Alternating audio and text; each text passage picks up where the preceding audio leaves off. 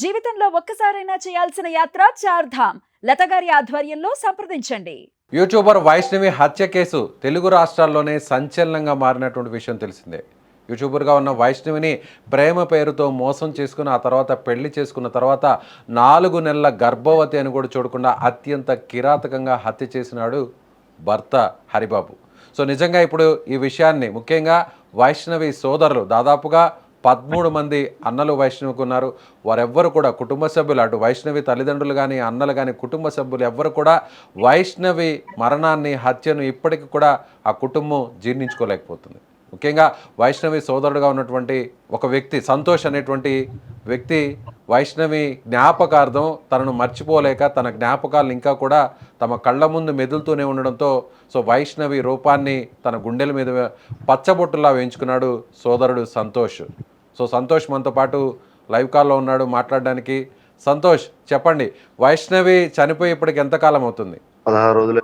Yes, నిజంగా వైష్ణవి మీతో ఎంతో చలాకీగా ఉండేది, ఎంతో సంతోషంగా ఉండేది. చాలా వీడియోస్ అన్నీ కూడా వైరల్ అవుతున్నాయి. మీతో పాటు ఆడుతూ పాడుతూ ఎంతో సంతోషంగా, అంటే ఒక రకంగా చెప్పాలంటే మీ 13 మంది అన్నలతో తాను కూడా ఒకట్లా కలియదిరుగుతూ ఎంతో హ్యాపీగా ఉండేది. అలాంటి వైష్ణవి మీ మధ్య లేదు అంటే మీరు తట్టుకోలేకపోతున్నారనే విషయం చాలా స్పష్టంగా అర్థమవుతుంది.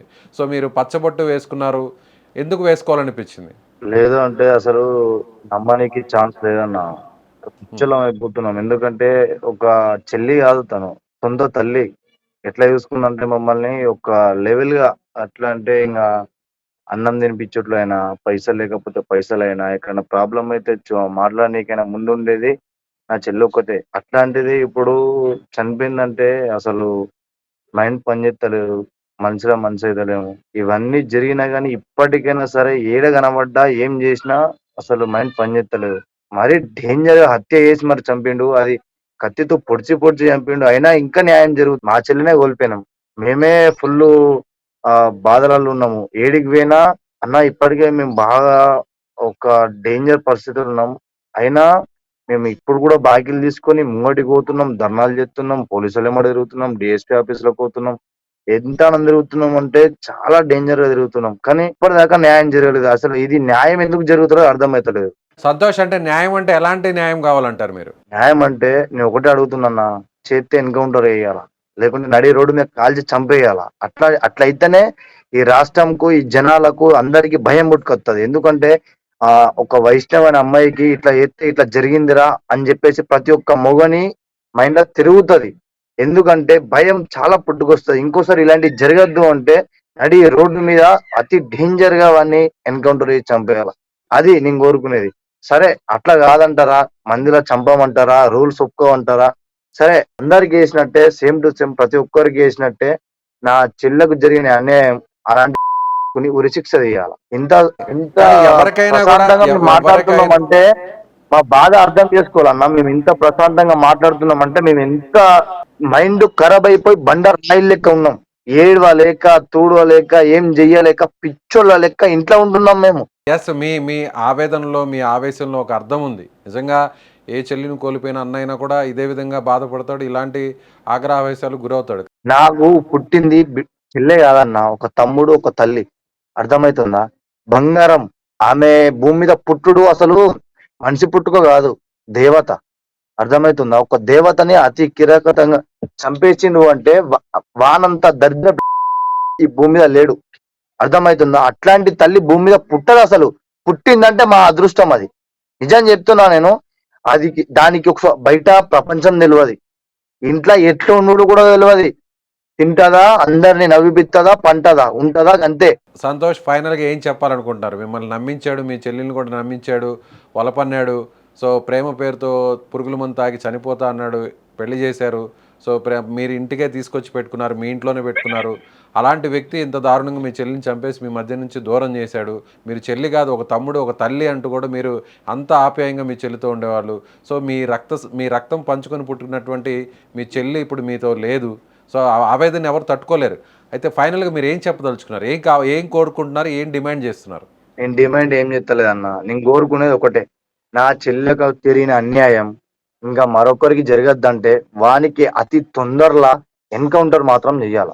ఎందుకు అడుగుతున్నా ఎన్కౌంటర్ అంటే నా చెల్లె అన్న, నా చెల్లె ఒక దేవత. మేము పిచ్చోళ్ళమైన నిజం చెప్తున్నా. ఒక్క దరిద్ర బతుకంటే వేసిండు మాది. వాడు నమ్మిచ్చి మరి డేంజర్ గా మా చెల్లెని చంపేసిపోయిండు. అట్లాంటిది ఇంకోసారి జరగద్దు అంటే వాడిని అతి దారుణంగా ఎన్కౌంటర్ చేసి చంపాల. నా చెల్లి ఆత్మ శాంతించాలంటే వాడు ఖచ్చితంగా ఎన్కౌంటర్ అయిపోవాలా. మీ ఇంట్లో మీ పిల్ల పోతే కూడా మీకు కూడా ఇదే ఆవేశం ఉంటది. అర్థమవుతుందా? ఇది నిజం చెప్తున్నా అన్న నేను. నా చెల్లెకు జరిగిన అన్యాయం ఇంకొక ఆడబిడ్డకు జరగద్దని చెప్పేసి మేము పోరాడుతున్నాం. ఇంతగానం చేసే అవసరం మాకు ఏముందన్నా? నా చెల్లె అది ఒక మనిషి కాదు, దేవత. దేవత పుట్టింది. అర్థమవుతుందా? అది ఒక పార్వతమ్మ. అది ఒకటి మాట నా మీద చేతి పెట్టి అన్నా నువ్వు ఇది అవుతావురా అంటే నేను అది అవుతుండే, అన్నా నువ్వు ఇది సాధిస్తావురా అంటే అలా చేస్తుండే నేను. అట్లాంటి తల్లిని, అట్లాంటి బంగారు తల్లిని, ఒక దేవతని వాడు మరి డేంజర్ గా కత్తితో సంతోష్, పొడిచి ఎంత పొడిచి సపోర్టింగ్ గా ఉండేది చంపేసిందన్న. మీ చెల్లి మీతో ఎంత సపోర్టింగ్ గా ఉండేది? ఏ విషయంలో కూడా మీకు ఎంత హెల్పింగ్ గా అది ఉండేది? అసలు ఎలా చెప్పాల్సింది ఉండేది? కాదన్నా. నేను ఏమంటున్నా, ఒక తల్లి, ఒక కన్న తల్లి ఎట్లుంటుందో అంతకెక్కువ అన్న. ఒక దేవత కోరుకుంటే కోరికలు ఎట్లా తీరుతుందో, దేవత కోరుకుంటే కోరికలు ఎట్లా తీరుతుందో అంతకంటే ఎక్కువ హరిబాబు మీద కానీ మీ అన్న. చెల్లికి కూడా ఎప్పుడు అనుమానం అనుమానం వస్తే వచ్చినట్టు మీరు మాత్రము మేము ఎప్పుడో వాడిని ఇచ్చిపెట్టేటోళ్ళము. లేదనుకో వాడు అంతా ఎక్కువ ఎత్తే మాత్రం చంపేస్తున్నాం. ఇది మాత్రం నిజం చెప్తున్నా. నేను ఎందుకు చెప్తున్నా అంటే మీకు అనుమానం రాలే అని మీరు అనొచ్చు. ఎందుకంటే 13 మంది అన్నదమ్ములు ఉన్నారు, ఒక్కరప్పుడు అనుమానం రాలేదా? లేకుంటే మీ చెల్లెప్పుడు ఏం చెప్పలేదా అంటే ఇప్పటికి ఒక్కసారి కూడా ఒక చిన్న గొడవ కూడా జరగలేదు ఇంట్లో. చిన్న గొడవ జరిగినా మేము వెంటనే రియాక్ట్ అవుతాం. చిన్న చిన్నగా నార్మల్ గా బెదిరిస్తే పిల్లమోలు కామన్. వాళ్ళ మధ్యలోకి పోయి నా చిల్ల జీవితం నాశనం చేయొద్దని చెప్పేసి, నీకు ఏ ప్రాబ్లం ఉన్నా, నీకేం కావాలన్నా, అసలు నువ్వు ఏం కోరుకున్నా, ఏం వద్దనుకున్నా నాకు చెప్పు. ఇంట్లో నేను కొన్ని ఉన్నా, మా తల్లికి చెప్పకు, మా అన్నకి చెప్పకు, మా నాన్నకి చెప్పకు, మా చెల్లి అని కూడా ఏమనకు. మా చెల్లి ఏమని అన్నది అనుకో వచ్చి మాకు చెప్పు. ఎందుకంటే దానికి ఏం తెలియదు, చిన్న పిల్ల, దానికి ఏం తెలియదు. దారి తప్పి ఒక్కసారి ఒక మాట ఇసబెట్టింది అనుకో, అరే బావా గిట్ల అంటుందా అని చెప్పేసి నా దగ్గరకు వచ్చి చెప్పు, నేను చూసుకుంటా. నా చెల్లె మారలేదనుకో నువ్వు ఏదంటే అది, కానీ మీద మాత్రం చేతేయకు. చేతెత్తే మాత్రం మేము చచ్చిపోతాం ఫస్ట్. ఎందుకంటే అంత ముద్దుగా పెంచుకున్నాం అన్న మేము. ఒక బంగారు తెల్ల అన్నది, దేవత అన్నది. నిజం చెప్తున్నా నేను. అట్లాంటి పుట్టుక భూమి మీద ఊరు పుట్టలేరు అన్న ఇప్పటికీ. ఈ కాలంలో ఒక ఆడది 15 సంవత్సరాలు పడ్డదంటే అంగనం అయిపోతున్నారు. అట్లాంటిది నా చెల్లెకు 17 సంవత్సరాలు దాటినా గానీ ఆ పెళ్లి టైంలో కూడా పెళ్లి చేసుకుని అన్నది. నా చెల్లెని ఒప్పించి మరి పెళ్లి చేసుకున్నాడు అన్న. నేను ఆ టైంలో నేను లేను. ఆ టైంలో నేను ఉంటేనా ఖచ్చితంగా ఏదో ఒకటి చేస్తుంటే. నా చెల్లె అప్పటికి నాకు, నేను వేరే రాష్ట్రాల్లో ఉన్నా, ఆ రాష్ట్రాల్లో నాకు అసలు వచ్చేటానికి వీలు కాదు. అంటే నేను ఒక మూమెంట్ లో ఉన్నా, ఆ మూమెంట్ లోకి వెళ్ళి బయటకు రారాదు. సరే అని చెప్పేసి పెళ్లి అయిపోయింది కదా, జీవితాలు నాశనం కావద్దు, మంచిగా బతే అదే ఆలు అని చెప్పేసి నేను ఇంత పెట్టినంటే అన్న. నా నా భార్యలకు, నా పిల్లలకు, ఒక వేరే తల్లులు కూడా పోతే కట్నం 10-15 లక్షలు అయితే వానికి దగ్గర దగ్గర 27 లక్షలు 30 లక్షల దాకా ఖర్చు చేసినాం అన్న. మాకు కావాల్సింది ఒకటే అన్న, నా బంగారు తల్లి మంచిగా ఉంటే చాలు అన్న. ఏడ చూసినా నా చెల్ల ముఖమే కనబడుతుంది అన్న. ఏడ ఏం ఏడ పచ్చబొట్టు ఎవరైనా వేసుకున్నారు మీ మాట్లాడితే గుండెల నా మీద. పిల్ల లేదు. సంతోష్, ఒకసారి మీ చెల్లి ఆ, బొమ్మని, ఆ రూపాన్ని మర్చిపోలేక శాశ్వతంగా ఉండడం కోసం మీ గుండెల మీద పచ్చబొట్టు వేయించుకున్నారు. ఒకసారి చూపించే ప్రయత్నం చేస్తారా? ఎందుకు వేసుకోవాలనిపించింది అసలు?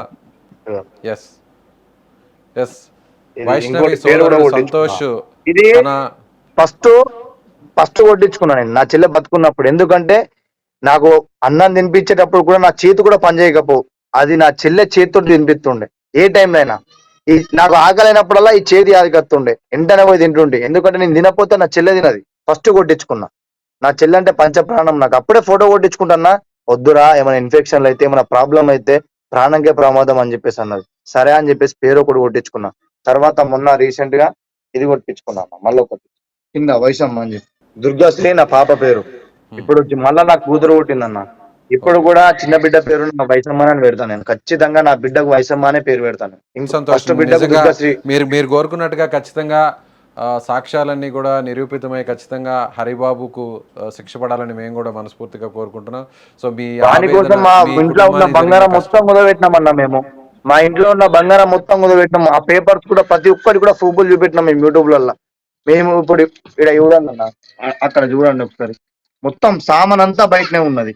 ఒక పిక్చర్ లెక్క ఆ సామాన్ అంతా లంజ పెట్టినాం మేము. అర్థం మాకు డెగల్ మంచాలు కూడా బరాబర్ లేవు. అట్లాంటిది వానికి ప్రతి ఒక్క సామాన్ పెట్టినాం మేము. మా చెల్లె మంచిగా ఉంటే చాలు అని చెప్పేసి ఆ సామాన్ అంతా పెట్టినాం. ఇప్పుడు ఒక రేకులు వేసుకుంటున్నాం అన్న. అక్కడ రేకులు వేసుకుంటున్నాం, కనబడుతుందా? అక్కడ రేకులు వేసుకుంటున్నాం ఇప్పుడు మేము.